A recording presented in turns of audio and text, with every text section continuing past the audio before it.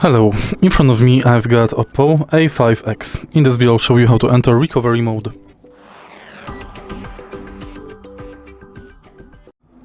In the beginning make sure that your smartphone is turned off. And now press and hold power button and volume down button until you see OPPO or vibration.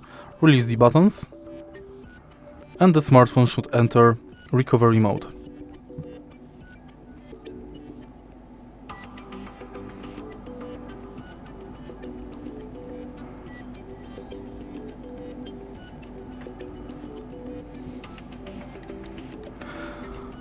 Unfortunately, it takes ages for the smartphone to do anything. Now we are in recovery mode.